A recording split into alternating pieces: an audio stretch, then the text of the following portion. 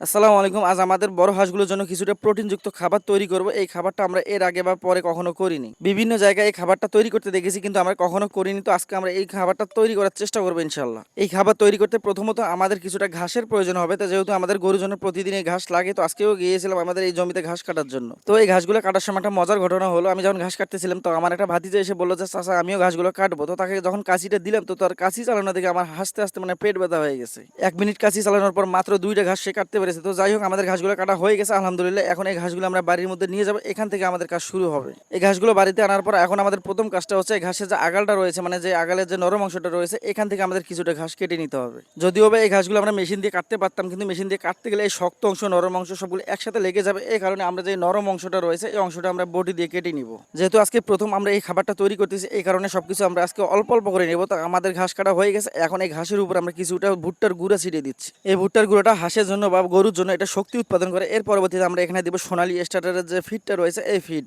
তো এগুলো দেওয়ার পর একটু ভালোভাবে নাড়াচাড়া করতেছিলাম, মানে একটু মিক্সড করে নিচ্ছিলাম যাতে এগুলো ভালোভাবে মিশে যায়। এর পরবর্তীতে আমরা এখানে দিব ধানের কুড়া। ধানের কুড়ার পরিমাণটা আমরা একটু বেশি দিচ্ছি, এই কারণে যে আমাদের অন্যান্য যে উপাদানগুলো রয়েছে এই উপাদানের পরিমাণ কম। যেহেতু আমাদের এখানে হাঁসের সংখ্যা বেশি, এই কারণে তাদের পেট ভরানোর জন্য আমরা এই ধানের কুড়াটা একটু বেশি দিচ্ছিলাম। ধানের কুড়া দেওয়ার পর আমি যখন একটু পানি আনতে গিয়েছিলাম তখন এসে দেখলাম যে আমাদের যে মুরগির বাচ্চাগুলো রয়েছে সবগুলো এই মানে গামলার উপরে বসে আর কি খাচ্ছিল। এর পরবর্তীতে এই খাবারের উপর আমরা কিছুটা ভাত দেবো, মানে যে ভাতগুলো আমরা খাই এই ভাতগুলো দেওয়ার পর ভালোভাবে পানি দিয়ে মিক্সড করে নিব। এর পরবর্তীতে ইনশাল্লাহ এই খাবারগুলো আমরা হাঁসের সামনে দিব। যে এখন আমরা দেখবো আমাদের হাঁসগুলো এই খাবারগুলো খায় কিনা। তার কারণ হচ্ছে এর আগে পরে কখনো আমরা এই খাবারগুলো দেইনি, আজকে প্রথম। তো প্রথম দিকে হয়তো একটু কম খেতে পারে। পানি দেওয়ার কারণে এই খাবারগুলো অনেকটা নরম হয়ে গেছে, যে ঘাসের যে পাতাগুলো রয়েছে এই পাতাগুলো অনেকটা নরম হয়ে গেছে, এতে করে মানে হাঁসের খেতে সুবিধা হবে। তো যাই হোক আলহামদুলিল্লাহ আমাদের খাবার মানে মোটামুটি প্রস্তুত আছে। এখন সমস্যাটা হচ্ছে আমরা এই খাবারটা যখন দিতে যাই তখন আমাদের এই যে মুরগি আর মুরগির বাচ্চাগুলো একটু ঝামেলা করতেছে, এই কারণে এই মুরগির বাচ্চাগুলো একটু মানে দূরে পাঠিয়ে দিচ্ছিলাম। এমনিতেই মুরগি দেখলে হাঁস অনেকটা ভয় পায়, এই কারণে এই মুরগিগুলো পাঠিয়ে দেওয়ার পরে হাঁসগুলোর সামনে খাবারগুলো দিচ্ছিলাম। তো মাশাআল্লাহ দেখতেছিলাম যে না খাচ্ছে, তবে অল্প অল্প করে। তবে সবগুলো হাঁস একত্রে খাচ্ছে না, 3-4টা করে এসে খাচ্ছে আবার চলে যাচ্ছে, এবার আবার নতুন করে আবার 3-4টা করে এসে খাচ্ছে। মানে আর আরেকটা বিষয় হচ্ছে আমরা যেহেতু এখানে দাঁড়িয়ে ভিডিও করতেছি এই কারণে হয়তো বা ভয় আসতেছে না। আর যেহেতু আমি যখন ভিডিওটা করতেছি তখন বেলা হচ্ছে 12টার মতো বাজে। তো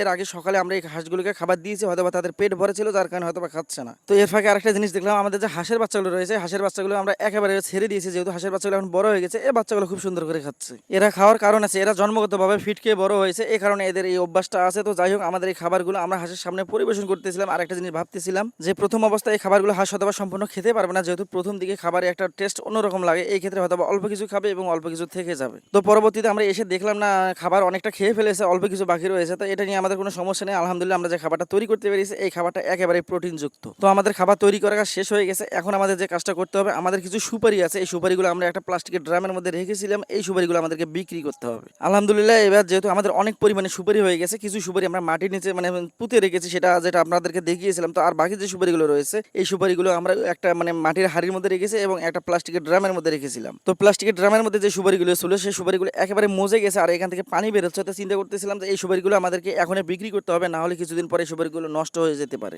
আরেকটা বিষয় বলিনি, অন্যান্য অঞ্চলের কথা আমি বলতে পারি না, আমাদের রংপুর অঞ্চলের সুপারির দাম একেবারে কম। আমরা যে আশা করে এই সুপারিগুলো সংরক্ষণ করেছিলাম কিন্তু এবারও আমরা নিরাশ। গতবার আমাদের রংপুর অঞ্চলে এক পিস সুপারির দাম 60 টাকা 8 টাকা পর্যন্ত বিক্রি হয়ে গেছে, কিন্তু এবার এই সুপারির দাম একেবারে কম। এবার একটা সুপারির দাম 3 টাকা থেকে মানে 3.5 টাকা পর্যন্ত। বিভিন্ন জায়গায় পোন হিসেবে বিক্রি করে, আমাদের এদিকে বিশি হিসেবে বিক্রি করে। তাই বিশি সম্পর্কে একটু বলি, 10টা সুপারি হচ্ছে 1 গা, আর এই মানে 22 গা সুপারির মধ্যে হচ্ছে 1 বিশি। তো এই শব্দটা আমাদের রংপুর অঞ্চলে বেশি হয়, অন্যান্য জায়গায় কি বলে সেটা আমি বলতে পারবো না। তাই আমাদের এদিকে 1 বিশি সুপারির দাম বর্তমান হচ্ছে 600 টাকা। তো যাই হোক আজকের মতো এ পর্যন্ত, আমাদের জন্য দোয়া করবেন। আসসালামু আলাইকুম রহমতুল্লাহ বারাকাতুহু।